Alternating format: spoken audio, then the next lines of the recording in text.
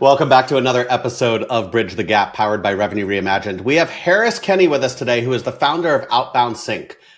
I think it's a super cool tool because it solves a problem that I'm dealing with right now. How do you attribute revenue, sync activities, manage block lists from tools like Smartlead and Instantly that do outbound at scale that don't historically tie back to your CRM?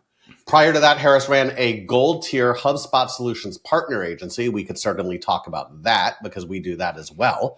Was one of the first Clay experts and spent past lives scaling hardware companies and selling ERP consulting. Man, you've done a little bit of everything. Welcome to the show. Thanks. Great to be here. Yeah, I bounced around. It took me some time to figure out what I'm doing, but I'm also not young, so that helps. All right. I mean, Dale's old. I mean, you're not young. I'm not young. Dale's old. I'm old. It's definitely true. Although now that I shaved my beard off, I'm a little bit younger. But well, one of our clients did send me a Slack yesterday, being like, "Oh my God, Dale looks so young without his beard." True story. That's great. Well, if you follow Brian Johnson, maybe we can extend our lives a bit here. We'll see how it goes. Yeah. Second person this week to tell us about that. True story. Yeah. I follow Brian a little bit. Adam's like, who is that? So we're trying to get Adam into the 21st century on taking care of himself, but we'll see how that progresses. Gym every morning, man. Harris, one of the big things that we've always had struggling with, and actually the market's struggling with, is like outbound at scale or top of funnel or like any of these things that we talk through. And it's a problem that you're trying to help solve with partnerships like Instantly, Smartly, et cetera. Where should people be starting to think about outbound at scale? Is it as they're building? Is it after product market fit? Where is it in the life cycle of building an organization? Yeah. Well, I think so a little bit about Outbound Sync. So we've got hundreds of companies using our product now. We've synced tens of millions of records. So we do have some visibility into where we're seeing things working. And I do think about this. I split this in my head of, are you working with an agency or not? Because if you're working with an agency, it's going to fundamentally change the types of plays you can run and what you can do with the data and frankly, how quickly you can move versus if you're a direct team and the types of resources and the types of people required to be successful. Why is that? Why do you split it that way? Well, I mean, we just see a really big difference between on our side, the amount of time it takes for a team to move forward, for example. Now, just like to get their bearings, we have a company we've been talking to. They are, I don't want to name names. Y'all just say they're using a conventional sequencer. And they're like, look, we're landing in spam. We know we need multiple domains. We know that Instantly solves this problem for us, that they liked Instantly for their use case. We know Instantly solves this problem for us.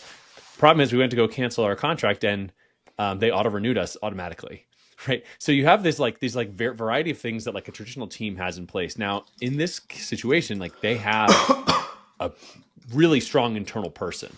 I would say that is the X factor of like, do you have an internal person that themselves can drive this entire conversation across the internal org around like, hey, here's the problem. They need to be able to pick up and learn really quickly about deliverability and these other things and have the kind of the guts to be like, what we're doing right now is not working. I'm going to be the one to say it out loud. And they have to do the research and they have to find there's a lot they have to be able to do and then get that will. If you're working with an agency, it's not the agency themselves, they bring a lot of skills, but also the decision to hire an agency seems to suggest like a decision has been made, a commitment has been made. Let's bring in someone to solve this. And so we just find that companies that do that are able to get stuff off the ground faster. I'm not saying it's better or worse, but so then the question of like, at what stage do companies do this kind of outbound that like starts to affect it? Because if you're working with an agency and you have a really clear goal of like, I want to test my positioning or I want to test a couple different ways to, then you can do it earlier with different expectations. But if you want pipeline generated, yeah, there's some traction, there's some offers. You have to know what to put into Clay to get the right lists. To know the numbers to dial, and then you do the validation. You have reps that can do calling.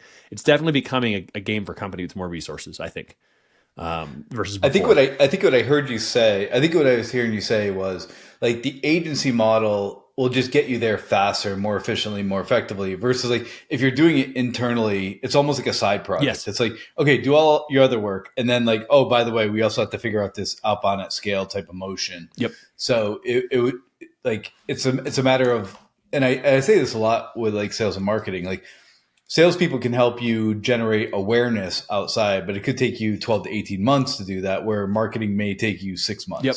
And I think that analogy is probably the same as like if I brought an agency in, because they do this all the time, they know all the modifications because things are changing so quickly, right? It's like just because it worked today, like a month from now, whatever you did today is not really going to be working. And you guys are on top of that all the time. Yep. Yeah. I think the side project analogy is like exactly right.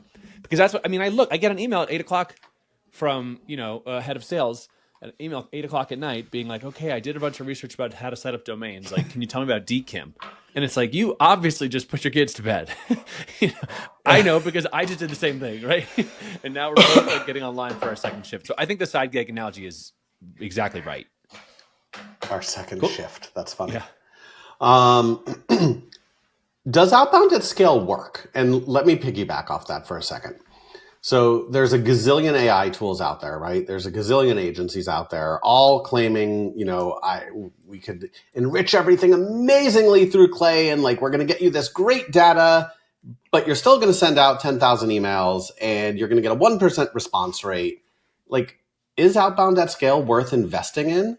And I understand you're a little biased based on your product, but like, does it work? And if so, where? Yeah. Well, I would say with our product, sometimes customers use our product to disprove that, to say, oh, outbound is not working. And that's okay too. Right. I mean, my core belief. I mean, sure, as long as they pay the subscription, I don't particularly care what they use it for. Yeah, right? yeah, No, right. And that's part of why we're like going to be looking at moving it, supporting other channels, is because it's like, well, maybe email isn't working, or maybe this, and so it's like, okay, what about LinkedIn? What about phones? But I mean, like my core thesis has been like, look, we had the like period of like the early sequencers for whatever 5 to 7 years, and Outreach created the category, I think, and SalesLoft and these other players. But that like one rep in one seat with like that has one ZoomInfo seat, and they have one sequencer seat with one domain, from the main domain with one CRM seat. That era is over basically. Yes. I'm not saying that people aren't continuing to use all of those tools, but the use case is different than it was before. And so the question is like, what is this new? What is different now? And when people switched to different tools to get deliverability edge, or to get like better data, maybe more segmented custom data with Clay, there is still this like phone home problem. And so I think the main thing that we're trying to solve right now is that people chose new tools to get an edge, but then those new tools on the edge don't phone home. And so they can't say confidently whether it's working or not. And even like, what is success? Is it positive reply right away? What if outbound influences a lead that converts through another channel like paid ads? Does that count? Does the outbound get credit for that? Well, we don't know because there's no record that we emailed them in the first place. So that's kind of where I think where we sit, where the market is. I think the market's very early in a lot of ways for these new tools, in my opinion. So I hear you. And I hear everything you're saying, and I agree with you. But where does outbound at scale work, and where doesn't it? Like, I'm looking for a very, very definitive answer. If I'm a Series A or Series B or Series C, or I have 3 BDRs, she thinks I'm talking to her and I'm not. Where does outbound at scale work? And to piggyback, Harris, I love that you said we could be used to prove that it doesn't, because I'm a big believer there's places where it doesn't, and you have to be able to track the activity to know that it doesn't. Yeah, I can give some examples of people that like are real companies that I see in Slack that are booking meetings right now. You don't even have to name them. Yeah, I won't name them because I can't. I understand. But like, so okay, there are like busy. There's types of products where customers are repeat buyers. So there's a company that does, well, they've talked about this publicly, so I can say this publicly. An agency that we work with called C17, they work with a merch company called Jamio. And Jamio is a little different because they have really, really high quality merch. Like if you want to buy merch, most of the companies, like it's really cheap and it's flimsy and it's hard to get good stuff. And so they take like a more of a higher value approach. And so what C17 did was they developed a really good offer. So like ingredient one of why this is working is that companies are repeatedly buying merch. So if they're not buying it right now, they might be buying it in 3 months, right? So that is like a prerequisite to this being a thing. There's like an acknowledgement of a problem. There's typically a set aside budget. They're in motion. There's a little bit of friction because they've got like a commitment to maybe a certain vendor, and they've got like a pre-configured shirt design with an existing shirt printer.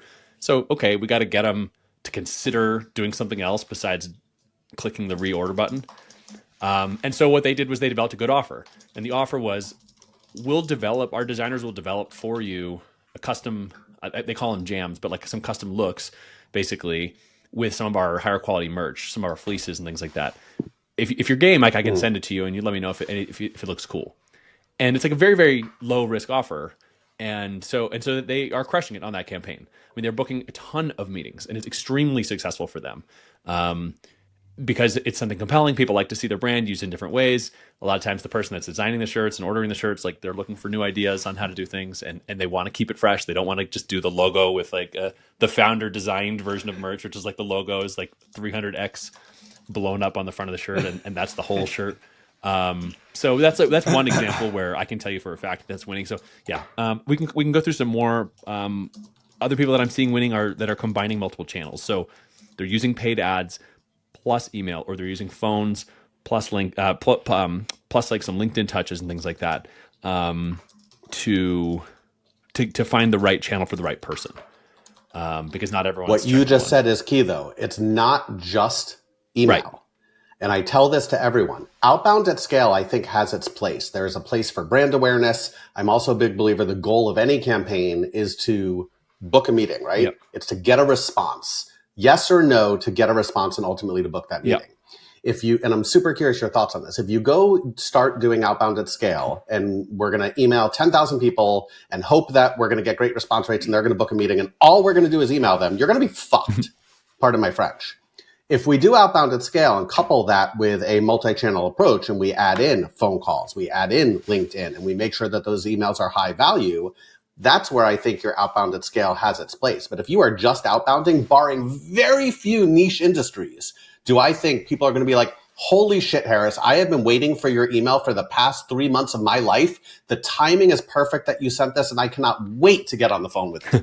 Yeah, well, so, okay, let me drive a bus through. I agree, but let me drive a bus through that except niche. Do it, man. Do it. Industries thing, because I do think there are a lot of industries, and I will also say like geographic markets where the recipients are less, let's just say cynical, maybe, or less like fatigued with outreach, where we do have agencies that are using alternative data provider sources, like scraping Google Maps directly and going to other places, scraping like public databases of business registrations and different types of like liquor tax registration, restaurant whatever, things like that, where they are succeeding with a single channel. But like others, we have there's a customer that where they sell to contractors, and like a lot of those contractors, like they don't even have websites at all, and they're using a Gmail address kind of thing. But then if you find them on Angie's List, you see, oh, actually, this is a very good roofing company that has tons of reviews, and they could totally use this product. So yeah, I mean, I think that specialized industry, like, what does that mean? That can also mean different geographic markets. I know that we have some agency partners in Europe who are absolutely printing money because they're sending their cold emails in Dutch to people that speak Dutch. And it's like you turn back the clock and it's like it's 2016. And people are like, hey, oh my gosh, like, thanks for emailing me. This is great. They are treating it like that because they don't ever get emails like that. So it's like the future is here, but it's just not evenly distributed. So it works outside of B2B tech? Yeah, definitely. Definitely. And and Dale, I know you're like, fuck, dude, let me talk. But that's another thing that I don't think people realize. We work with a lot of tech companies. We talk to a lot of tech companies who see email at scale every day, who see 100 cold calls every day. There's lots of industries out there. Even LinkedIn is the same thing, where none of this shit exists. This is so novel to them that people do respond. Mm-hmm. Now I'll let Dale speak. Thanks for getting my coffee this morning, man. Let's face it, y'all. Hiring sales talent is a real pain in the ass. Getting A players is key to bridging your go-to-market gap, but it's harder than ever. If you're not actively engaging passive talent, you don't stand a damn chance. That's why at Revenue Reimagined, we trust our partners at Pursuit to help our clients find the best talent fast. If you're looking to strengthen your sales team, go check them out at pursuitsalessolutions.com. People buy from people. That's why companies who invest in meaningful connections win. The best part? Gifting doesn't have to be expensive to drive results, just thoughtful. Sendoso's intelligent gifting platform is designed to boost personalized engagement throughout the entire sales process. Trust me, I led sales for a Sendoso competitor, and I could tell you, no one does gifting better than Sendoso. If you're looking for a proven way to win and retain more customers, visit sendoso.com. I think it's more, I think it's like beyond that as well. It's like back to fundamentals in sales, where do your buyers live? Yeah. And if they live in a place, like we're working with a client that, they're in the construction industry as well. And you'll get them on the phone much faster than you get them on email, because they'll be on job sites, or, they'll be in the middle of something. So you can send as many emails as you want at that point, but it may be a supplemental piece. So as you're going through, like calling them, then sending an email, versus like email first, then call. So it's all about where the buyers live in the space. I want to switch topics a little bit here. So what was the prep? Like, why did you say, like, let's build Outbound Sync? What are the first three things when you were kind of like building out the foundational elements of your business that you found challenging, that now you can like say, good, I kind of put a bow on that and I can move forward off of it? Well, the first thing, I was running a HubSpot agency, which we could talk about, like really had a great experience being a HubSpot partner program. And we were also doing outbound, because I was originally doing outbound. And then we had these clients that were also using HubSpot, and I decided, okay, well, why don't I join the HubSpot partner program too? And so originally I was doing sales consulting, like back in April 2019, I went out on my own, and we had clients who were asking, hey, can you get this outbound data, like sort of like, can you get this outbound data into HubSpot actually? And I was like, oh, that's a great question. Currently, no, I can't. Right. So the first question was, does anybody want that? Do people want this outbound data inside of their CRM or not? Because like at the time, none of these tools had any integrations. And even now, a couple of them have introduced some very basic ones, but nothing like, in all humility, nothing like what we've built, because this is all we do. So like, we better make it better. Otherwise, what business, what are we doing? So we started to get requests of people being like, hey, I don't want your agency services. I just want the app. So that was kind of like that first checkbox. Like, okay, yeah, I think there's room for this. And then I think the second big question was, okay, but then are bigger companies willing to use these new tools? And at the time, 2 years ago, like that was not clear that was going to happen. None of these tools had SOC 2 Type 2. A lot of companies denied that this was even an issue. They were like, we're landing in the primary, we're landing in the inbox just fine. What are you talking about? I believed, because of a couple of early calls that we had, that it would happen and that the mid-market would move in this direction. But that at the time was very unclear. Now that is like definitely the case. I mean, we have some really great customers. We have quite a few Series D companies who are using our product. Like that is now this kind of growth hacking movement and has gone mainstream, I think. And then I think, I love that. Yeah, which is really exciting. So those are I think probably the two of the big ones. And I think the third question was like, okay, people agree they want the data in the system of record. They want it in HubSpot or Salesforce. But then like, what are they going to do with it? And that I think we are still in the process of getting better and better at identifying like workflows and automation and how to set up call tasks and how to set up revenue attribution reports. And that I think is going to be the long-term project of like, how do we help? And maybe the scary part is like, how do we get too much data? Like, do we have too much data? Yeah. And like, how do we manage all this data? Like, is there a use for the data? So yeah, that's an interesting challenge. Oh, definitely. Well, and I think tied into that, it's like what we're starting to see, like in the past 3 weeks or maybe a month, I've had 3 different people ask me about sending this data to Snowflake. So right. Like, which to me is like holy enterprise, Batman. There's a name I haven't heard in a long time, but yeah. And so it's like, are we sending too much, or are we not sending enough? Because what they're considering like a CDP almost. They're like, we're running right. tons and tons and tons of paid ads and impressions. We've got like an insane amount of data, and we want even more. We have this like voracious appetite to push everything into a data warehouse. And then from there, we'll take care of sending it where it needs to go. And so like on the one hand, you've got the CRM where it's like, okay, the CRM is sacred. We don't want to push too much in here. But then there's this other conversation of like, okay, but what if every single data point is something that we want to capture? So that I don't know where that's going to go. It's only come up a couple times, but it's already kind of given me that.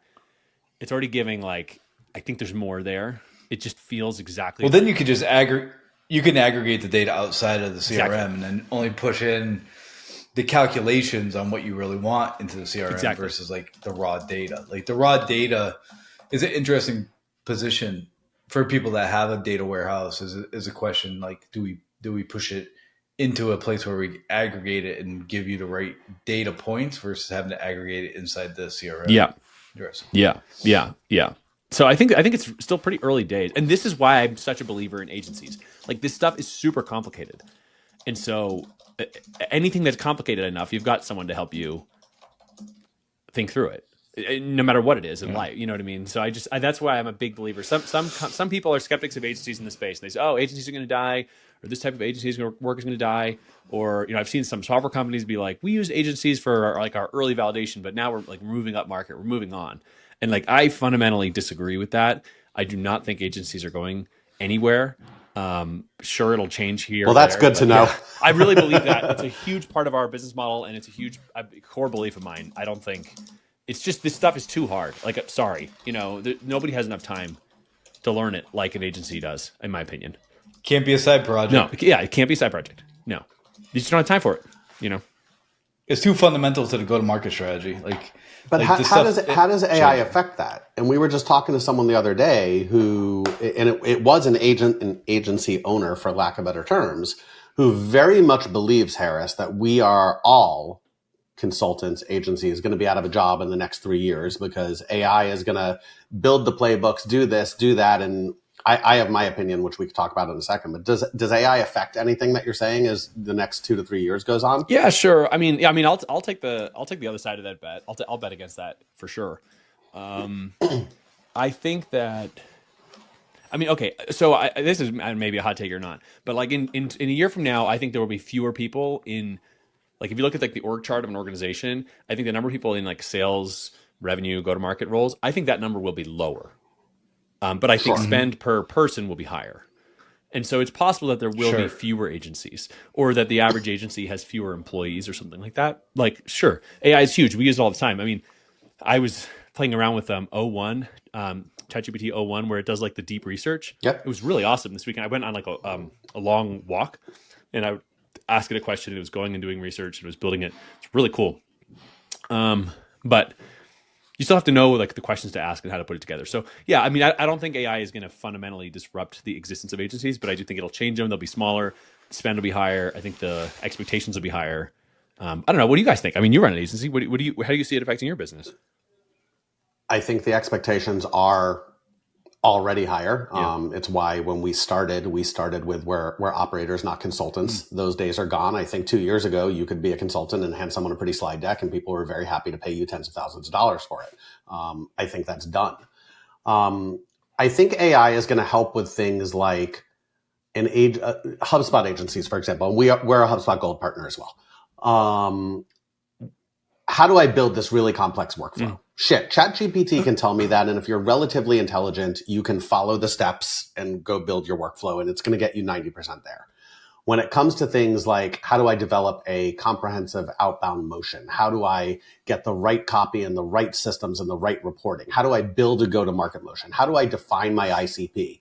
ChatGPT will tell you how to build an ICP. I don't think it tells you how to do it correctly, but it will. You still need someone to execute. And I also will bet against it. Our moat isn't that we have the knowledge to tell you what to do. Our moat is that we can execute and show you how to do it. Because ChatGPT can tell you what you need, but not how to do it the right way.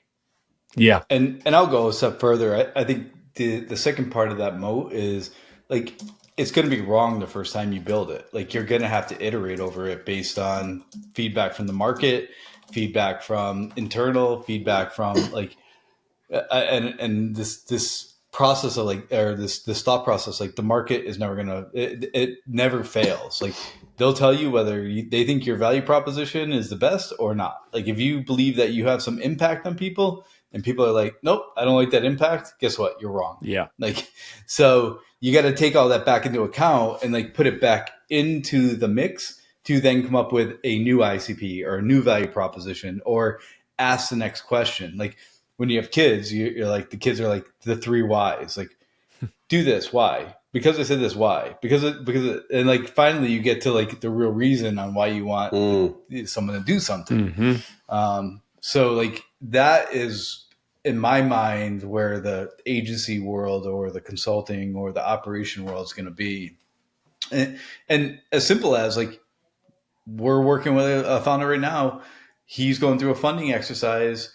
Yes, you could go ask ChatGPT. Like we were talking about CAC and we were talking about LTV and a bunch of stuff. Yes, you can go ask ChatGPT. Like, what does that look like? But then you got to go build it in HubSpot or wherever you're going to do it. You're going to look at like what the iteration actually ends up looking like, and then you're going to modify it based on like, look at, we only have 4 records. Like that's not enough data points for you to give back to an investor. Like maybe we need a data set of 10 to 20. So maybe we need to open things up. And it's that critical thinking of the +1 and not the initial conversation. Yeah. That I think will be the value. Yeah, I agree with that. And I'll say like, so we're talking about like the nuance, right? Like this is where like it's where things get complicated. I think it's gonna I think some of these agencies are gonna go. It's gonna be like a little bit of a throwback to like the system integrator, like the earlier days where it's like, look, this is really complicated, and like you start talking about things like, okay, what this matters for like maintenance and like long term. Okay, fine. Like let's say it works. Let's say your sales team doubles, and then someone wants to know like why this one random property in HubSpot keeps changing. And you're like, well, I don't know. Let's go troubleshoot the workflow. And they're like, okay, well the naming convention is just called, untitled workflow, 2021-01-01 or whatever, you know what I mean? And so it's like, that's where I think, wait, you mean you should have a naming convention for your workflows? No. Yeah. So you're going to start having like GTM tech debt, basically. You have people that if they don't have enough background and experience, if they haven't done this and made the mistakes enough times, they're going to be creating tech debt for the go-to-market organization, basically, where it's like someone's going to have to come in and unwind this stuff and figure out what the heck is going on and why did we give write access to like make and Zapier and N8N and Clay, and then you have like these race condition problems where like all these low code things are like competing with each other, So the complexity can really get difficult quickly, and again, like to me, these are spaces why you have expertise, and also sometimes it's wrong. Like I have spent time just like for no reason, just for my own like getting out my frustration, like getting back at GPT and being like, this workflow action doesn't exist. Like, stop telling me to do it. It's not real. It's not in HubSpot. This is you're completely hallucinating this. I've run across that a couple times. So that's like not like, let's say you can get past all of that, and let's say like whatever, you still have this problem of like, how are you designing these systems? And then I think to your point, Dale, like it's like, okay, but then are you bringing some unique novel idea? And it's that like listening to the customer, and then it's a new company who's raising money. Fundamentally, they're going to do something new. You're raising money because you believe something is going to change in the market in the next 5 years, and that's why you're raising money to go build that business. So something that's built, defined by the past, is not going to be able to as effectively write that deck with you, and tell you what metrics are really going to matter and stuff. So yeah, like I love AI, I use it all the time, but I don't know. I don't think some of this stuff is going to change or is really meaningfully going to go away. So what does the future hold for go-to-market, for outbound, for specifically top of funnel?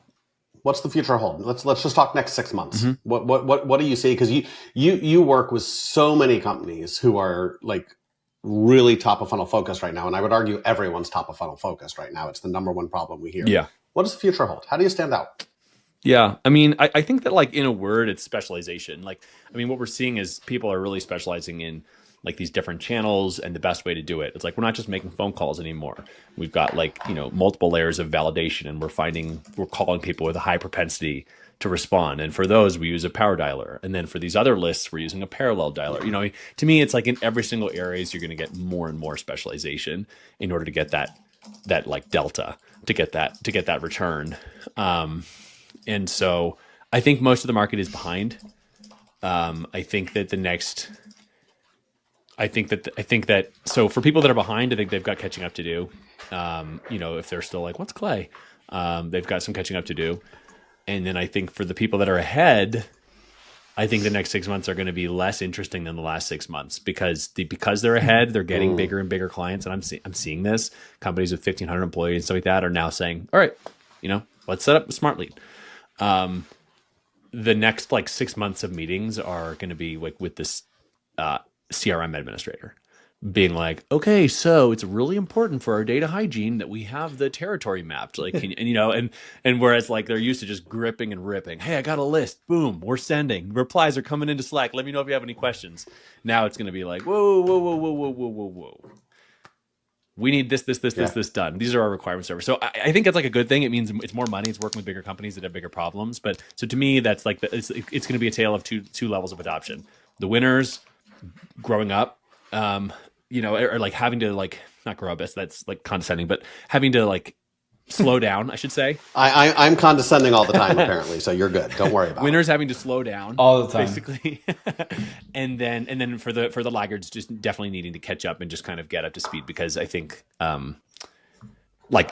stuff's just going to stop working. It's going to be like pushing a rope, and so it's you can solve that a lot of ways. You don't need to use our product. You don't need to use work with Revenue Reimagined, whatever. There's a million ways to do it, but it's not going to work. Some of these things are going to completely stop working at some point.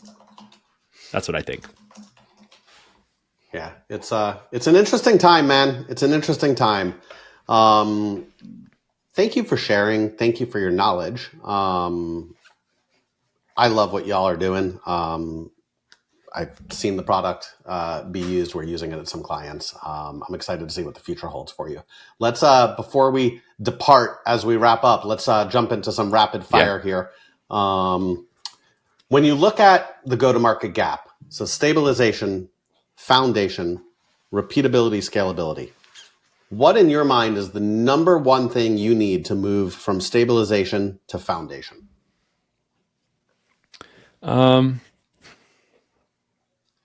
Well, I'm gonna.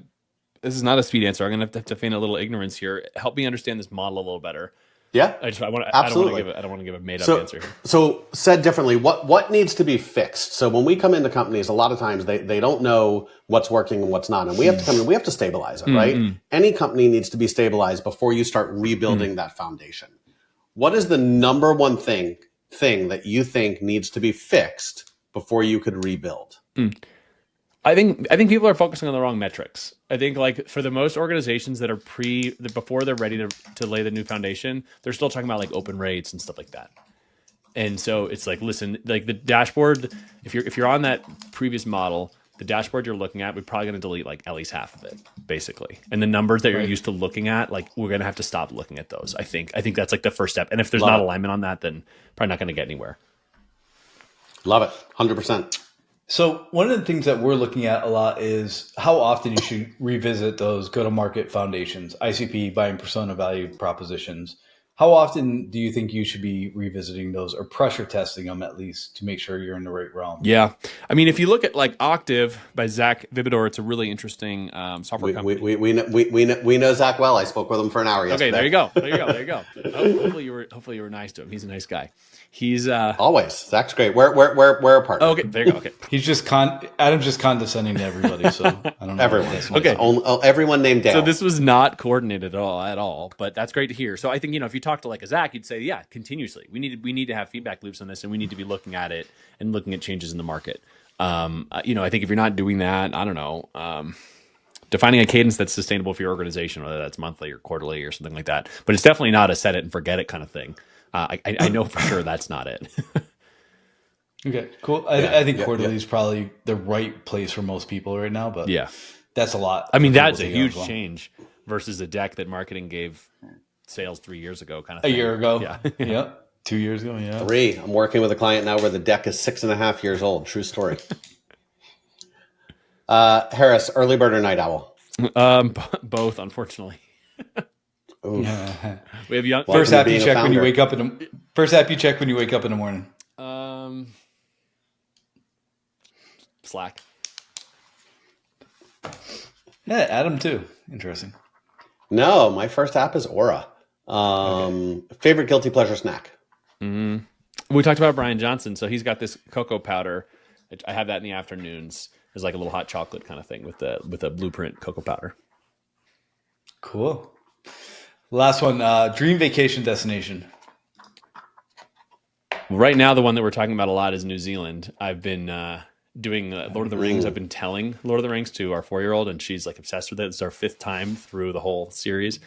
And so we talk about Ring Story all the time. She asks me questions about Gandalf and stuff. So that's our. And I've wanted to go to New Zealand, for a long time. So I'm going to say that one. Cool. Awesome. Definitely on my list as well. I've heard that's a very bumpy flight, but that's a whole separate conversation. Over the ocean. Big water. Yeah, big water. Listen, any flight these days that lands successfully is a good day. I say that getting on an airplane first thing tomorrow morning. Harris, thank you for joining us, man. Everyone, go check out Outbound Sync. Find Harris on LinkedIn. And thanks for joining the show. Thank you, guys. I really, like I said, Harris. I really appreciate what you're doing. This is great. Thanks.